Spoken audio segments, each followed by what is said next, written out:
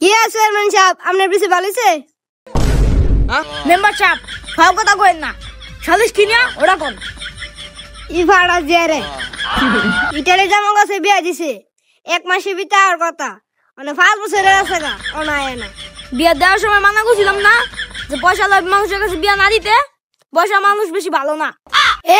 Italy জামাই না বিয়া জ্বালাইছে লুবি। আমার পুত্র দেওয়ার পুনছে বিয়া দিছে না, ইটালি জামাই পাইছে, ইটালি জামাইতে বিয়া জ্বালাইছে। ইটালি জামার কথা হই না, দৌড়া মোবাইলে গিয়ে বিয়া দিচ্ছে। মানুষ দেখে হই না বিয়া দেয়, আর না দেখে মোবাইলে বিয়া দিচ্ছে। যা এখন তোরটা তুই কর, আমরা কিছু করতে পারবো না। যা ঠিক আছে যাইতাম কাকারে, আমি এই সমাজের না, আপনারা আমি চলি না, কারণ আমার এটা ফেস ব্যাংকে দেন। সমাজে যাওয়ার ভালো কথা, তুই কি আমরা একটা কথা শুনস? মাবদু সাহেব এখন কি করবো কোন, ভুল তো করে লাইছি, জামাই আইন না দিন না তো কাবিনেট আইন না। আচ্ছা ইটা দিতে পারিস বগলো তো, আর টিয়া কি তোর বাপ কিল্লা যাই না দিয়া যাইব? আমার ফুলা সরকারি চাকরি করে, তোর যে বিয়ে দিছত না অনে আমার ফুলা বাইত বিল্ডিং মানছে, অনে তোর যে শুয়া থাকলে না।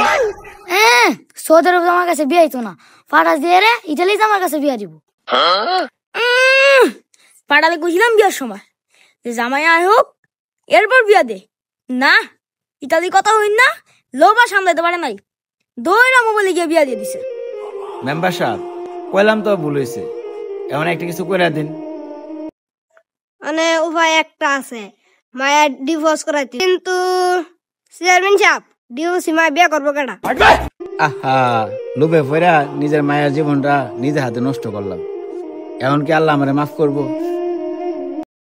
আরে চিন্তা করিস না, ব্যবস্থা একটা কথা আছি। ঠিক আছে চেয়ারম্যান সাহেব কি ব্যবস্থা করবেন?